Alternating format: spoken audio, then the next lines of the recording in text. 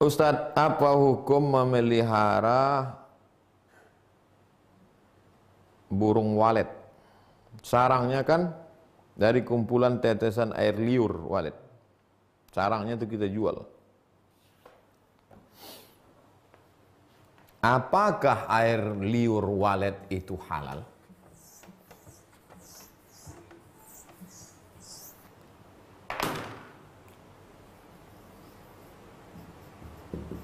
Air liur walet halal atau haram? Alasan yang pertama, at-tawafun, hewan yang lalu lalang. Tawafun, hewan yang lalu lalang, maksudnya kucing. Kalau ada air minum, tutupnya terbuka, datang kucing menjilat, bolehkah bekas kucing itu kita minum? Boleh. Karena kata Nabi, kalau tawafun lalu menjilat air minum kamu, tak apa-apa. Beda kalau anjing. Idza walagal kalbu fi ina'i ahadikum. Kalau ada anjing menjulurkan lidahnya ke dalam tempat air minum kamu, fa ahriquhu, tumpahkan semua bekasnya itu, dibasuh dengan air 7 kali, 1 kali bercampur air tanah. Tapi kalau dijilat kucing, halal air itu diminum. Itulah dalil yang pertama mengatakan air liur walet ini halal. Satu. Dalil yang kedua, waktu Nabi sedang khutbah di Padang Arafah. Waktu Nabi sedang khutbah, datanglah onta menjilat. Onta itu kalau berbuih itu mulut onta itu kiri kanan. Jangan kan mulut onta, mulut kita pun berbuih. Waktu Nabi sedang ceramah di Padang Arafah itu, dijilat onta baju jubah Nabi itu. Basah bekas air liurnya. Nabi tidak mengganti bajunya waktu sholat. Kain, tak mengganti kainnya waktu sholat. Itu menunjukkan air liur onta tidak najis, halal. Ini dalil air liur walet itu halal. Dipakai kias. Itulah dalil orang yang menjual air liur walet. Tapi ada ustaz kami mengatakan air liur walet itu haram, Pak Ustaz. Yang mengatakan air liur walet haram itu bukan najis. Ada najis, ada mutanajis. Najis itu asli najis. Najis asli. Air kencing. Asli najis. Ada mutanajis. Mutanajis itu artinya apa?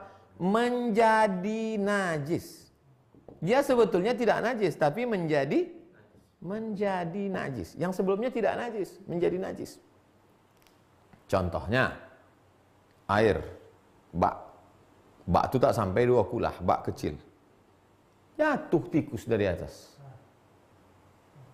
Berkelahi tikus, rebutan sembako. Jatuh ke bawah. Jatuh, mati. Air tadi itu bukan najis, karena bukan air kencing, tapi mutanajis, menjadi najis karena jatuhnya tikus. Apakah semua air itu jadi najis? Semua air itu jadi najis. Tapi ada yang mutanajis, tidak semuanya. Jatuhnya ke mentega. Mau hari raya, Lailatul Bakar, bukan Lailatul Qadar. Lailatul Bakar, membakar kue orang kampung, kue bangkit namanya. Mentega dalam ember, jatuh tikus dari atas. Apakah satu mentega, satu ember itu jadi najis, atau hanya tempat yang jatuhnya sekeliling aja? Keliling, maka dikeluarkan pakai sendok. Ambil sendok, hanya yang keliling itu aja. Keliling tikus itu aja. Adapun yang lain itu tidak. Kenapa? Karena dia bukan cair, tapi padat. Itu namanya mutanajis. Nah, kenapa ada ustadz mengatakan air liur walet ini mutanajis? Karena walet bercampur air liurnya dengan tai. Tai walet itu najis. Bercampur air liurnya, maka berubah yang halal menjadi mutanajis. Yang mengatakan tidak mutanajis, kata dia tak bercampur Pak Ustadz. Saya tengok sendiri, ini sarang walet itu di dinding. Terbang dia, buatnya sarang. Dah. Dia taiknya di sana, bukan bersatu taiknya di situ. Paling bercampur sama bulunya. Nampak saya, taiknya hitam, buktinya sarangnya putih. Situ letak ikhtilaf yang mengatakan sarang walet itu mutanajis dengan sarang walet yang halal. Saya hanya menjelaskan titik perbedaannya. Untuk meyakinkan sarang walet itu apakah menjadi najis atau tidak, pasanglah CCTV. Tengok, betul tak walet itu tak buang air di situ? Dah jelas.